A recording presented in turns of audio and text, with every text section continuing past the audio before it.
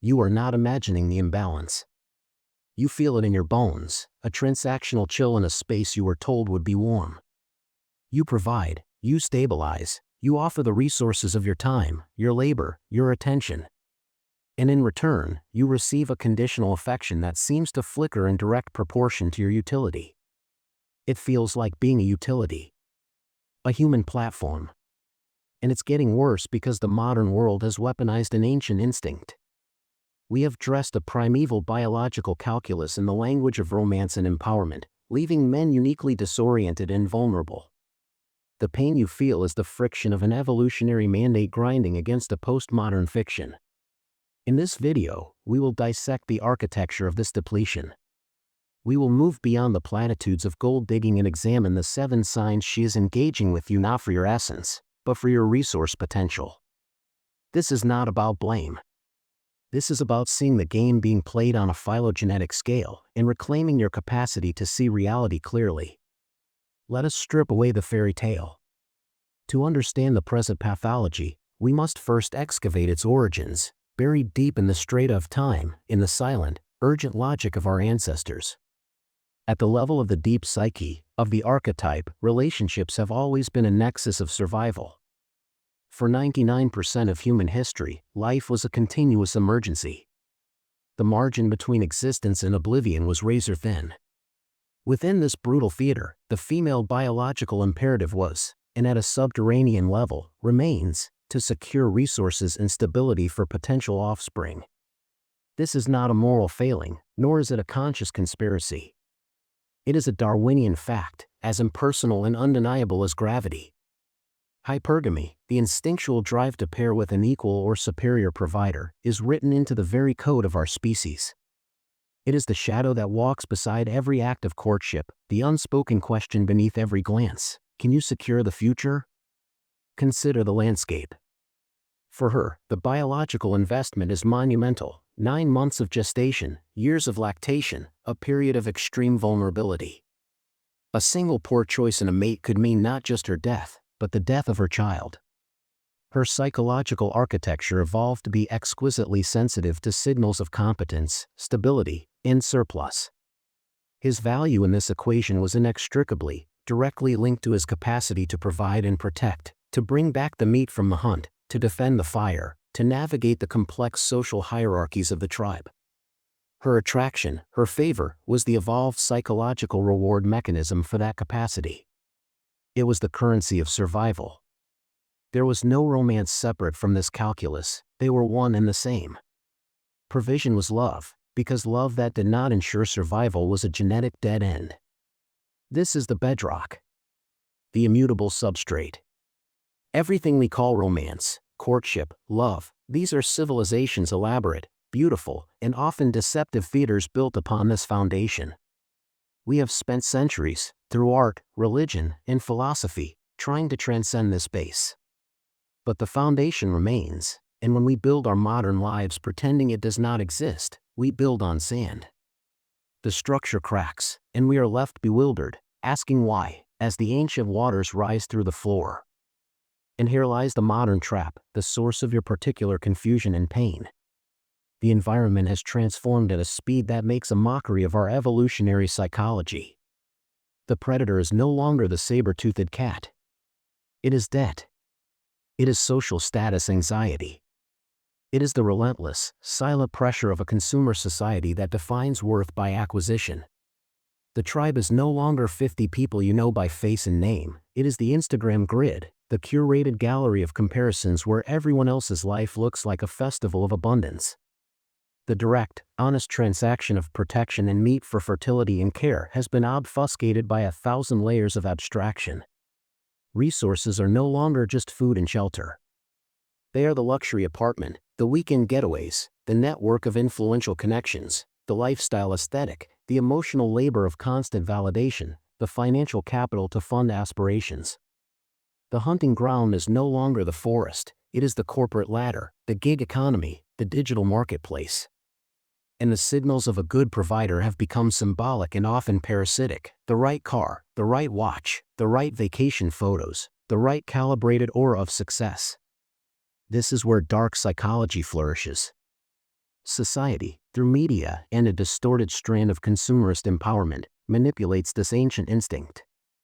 It tells her, and by extension tells you, that her hypergamous drive should not aim for mere stability, but for perpetual, upward trending luxury. That a man's love is proven by his capacity to fund not just security, but her self-actualization as defined by marketplace ideals. It pathologizes contentment as settling. It frames the utilization of a man's resources as a form of feminist reclaiming, turning an ancient survival pact into a modern entitlement with a moral veneer. You are caught in this crack between epochs. Your biology, and hers, is still running software designed for the Pleistocene savanna, but you are living in a hallucinogenic marketplace of the 21st century. You are trying to be a good man, to provide, to build, the very instincts your DNA demands. But you are doing so in a context where those offerings can be siphoned away without reciprocation, where your utility can be the entirety of the relationship, masked by just enough affection to keep the engine of your labor running. This is the core of the depletion. You are being mined. And to be mined is to be turned from a subject into an object, the ultimate psychological violence. So, how do you see through the theater to the underlying transaction? The signs are not always crude requests for money. They are more often patterns of energy, attention, and priority that reveal where you truly sit in her psychic hierarchy, as a person, or as a provider. Here are the 7 signs. Sign I, the asymmetry of sacrifice. All relationships involve exchange. But in a transactional dynamic, the exchange is not of equivalent forms of value, it is a one-way transfer. Your sacrifices are logistical, financial, temporal, the concrete resources of your life. Hers are conditional, emotional, and often revocable. You drive across the city at midnight to support her, she is too busy to listen to your critical problem at work. You invest in plans that align with her goals, your goals are met with polite indifference or logistical obstacles she creates. You pay the premium for the better experience, she offers the bare minimum of affection as a form of payment. This creates a ledger in her favor, and any attempt by you to rebalance it is met with accusations of being transactional or keeping score. This is a profound manipulation. She is free to act transactionally, while you are shamed for noticing the transaction. The Stoics warned of this 2 millennia ago, beware of those who wish to enjoy the fruits of your labor without honoring the labor itself. This asymmetry is the first and most fundamental fracture. Sign 2, the bracket of convenience. Her presence in your life is contingent not on mutual growth, but on your utility within a specific, narrow bracket. You are the weekend planner, the crisis solver, the dinner reservation maker, the financial backstop. Your access to her intimacy, her time, her genuine attention, is gated by your performance within this bracket. When you are needed to fulfill that function, she is engaged, perhaps even warmly so. But outside of it, you encounter a polite wall. Conversations that delve into your inner world, your fears, your aspirations that don't involve serving her bracket, are cut short, redirected, or met with a disengaged silence. You are a specialist brought in for a consultation, not a partner sharing a life. This is the application of a corporate HR model to intimacy. You have a defined role, and overstepping it is a breach of protocol. Sign 3, the disappearing future. With a partner invested in you, discussions of the future are iterative, collaborative, and exciting. They involve the pronoun we and encompass shared sacrifices and shared rewards. In a resource-based dynamic, the future is a vague, shimmering mirage that she paints, but one for which you are expected to provide the canvas, the brushes, and the paint. The plans are hers. The vision is of her elevated life. Your role in that future is implicitly that of the funder, the facilitator, the foundation. When you try to anchor these dreams in mutual, practical steps, if we save X amount together for 2 years, then we can, the energy shifts. Evasion occurs. The subject is changed. The future is a fantasy she enjoys narrating, not a shared project she is willing to build from the ground up with you. It is a future that contains her and your resources, but not necessarily you as an equal architect. Sign 4, the social alchemy. Pay attention to how she introduces you, speaks of you, and utilizes you in her social sphere. Are you John, who's an amazing philosopher and makes me laugh, or are you John, who works at prestigious firm and knows all about investing? Does she show pride in your character, your insights, your unique perspective? Or does her esteem seem to rise and fall with your latest visible achievement or purchase? In social settings, are you a companion or an accessory, a piece of evidence to be presented? This is social alchemy, the process of transmuting your concrete resources, your job title, your network, your spending, into her social capital. You become a walking credential. Your value is not intrinsic, it is referential, pointing back to her ability to secure a high-status provider. When your utility dips, so does your presentation. Sign V, the empathy gap. This is perhaps the most psychologically telling sign. In times of your genuine distress, failure, or vulnerability, when you are resource depleted emotionally or financially, what is her response? Does she move toward you with a nurturing, supportive instinct? Or does she move away, with discomfort, irritation, or a cold, practical distancing? A partner connected to you sees your vulnerability as a call to intimacy. A partner connected to your utility sees your vulnerability as a system failure, a red light on the dashboard of the vehicle that is transporting her. It frightens her, not for you, but for what your failure means for her security. Her support, if offered, will often be impatient, focused on quickly getting you back online and functional, rather than on sitting with you in the darkness. This gap reveals the truth: she is allied with your capacity, not with your soul. Sign 6, the boundary erosion. Your personal boundaries, of time, money, energy, and privacy, are treated not as sacred spaces of selfhood, but as inefficient barriers to resource extraction. A reasonable no to a financial request is met not with understanding, but with emotional punishment, withdrawal, guilt-tripping, "I guess I'm just not worth it," or coldness. Your need for a night alone to recuperate is framed as abandonment. Your separate financial goals are seen as a betrayal of the unit. This is a classic tactic. By eroding your boundaries, she expands her territory. Your resources become conceptualized as shared resources, with her as the primary beneficiary of the sharing. The Stoic imperative of knowing what is yours and what is not is under constant assault.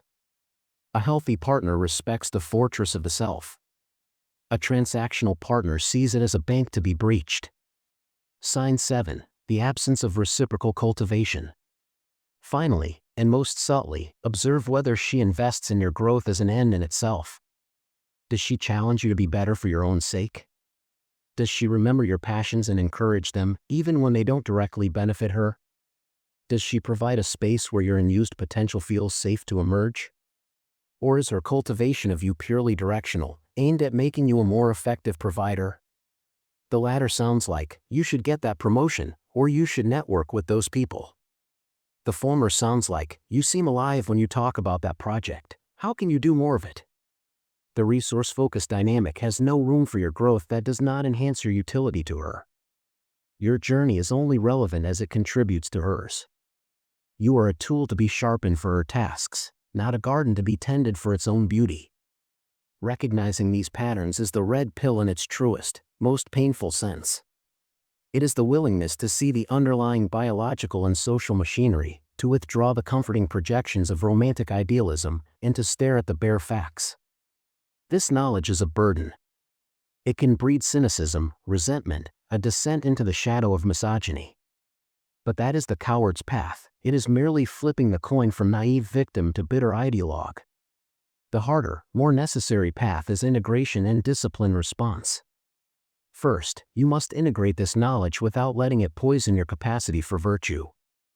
Understand that her behavior, at its deepest level, is not necessarily malice. It is often an unconscious acting out of an ancient script within a corrupt modern theater. She may not be a villain, she may be a sleepwalker, ensnared by the same societal manipulations that disorient you. Your anger, then, must be directed not at the individual, but at the false narratives that trap you both. This is the beginning of clarity. Shadow is crucial here. Often, we attract and tolerate these dynamics because they serve as a shadow element of our own psyche. Does being a provider feed a deep-seated need for validation, for a sense of purpose, for the avoidance of true intimacy which is riskier and more demanding? Are you, in some way, trying to purchase love and security because you doubt you are worthy of it unconditionally? You must excavate this. A man who knows his own worth does not offer tribute in the hope of being favored. Now, the Stoic response. The ancient Stoics, from Marcus Aurelius to Epictetus, provided the only sane framework for navigating a world you cannot control. Their central dictum applies here with brutal precision: focus on what is within your control. You cannot control her instincts, her conditioning, or her choices. You cannot legislate genuine desire. What is within your control? Your own valuation. You must rigorously, relentlessly differentiate your intrinsic value from your resource value. Your character, your integrity, your capacity for reason, your courage, your skills, these are yours. Your bank account, your job title, your social connections, these are external, what the Stoics called preferred indifference. They can be used well or poorly, but they are not you. Build your self-esteem on the former, not the latter. A woman who cannot see the former is not a partner, she is a contractor. Your boundaries. This is non-negotiable. You must establish, communicate, and defend boundaries regarding your time, energy, and resources. Do so calmly, clearly, and without apology. Observe the reaction. It will be the most telling diagnostic tool you possess. A healthy partner will respect and adjust. A transactional one will rebel and test. Your purpose. You must have a purpose, a telos, that is orthogonal to any relationship. A mission, a craft, a pursuit that is sacred to you and to which you are dedicated. This is what makes you dangerous in the best sense, not dangerous to others, but to any attempt to reduce you to a utility. A man anchored in his purpose is not easily mined, because his best energy is already invested elsewhere. He has less to spare for extraction, and what he does offer is a conscious choice, not an endless tap. Your withdrawal. If, upon clear-eyed assessment, you see the signs and your boundaries are met with punishment, your only moral and practical move is to withdraw. Not with drama, not with accusation, but with the quiet, final detachment of a man who has realized he is at the wrong marketplace. To stay is to volunteer for depletion.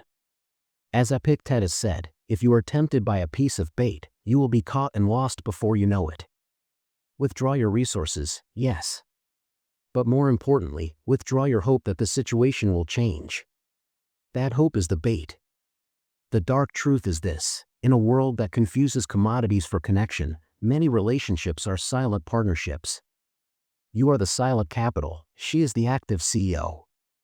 The contract is written in the invisible ink of expectation and biological impulse. The Stoic advice is to refuse to be silent capital. Be a sovereign state. Negotiate treaties of mutual value, or do not negotiate at all. The closing line, then, is not one of despair, but of cold, clear-eyed empowerment. You are not a resource to be managed. You are a consciousness to be reckoned with. Stop financing your own disappearance.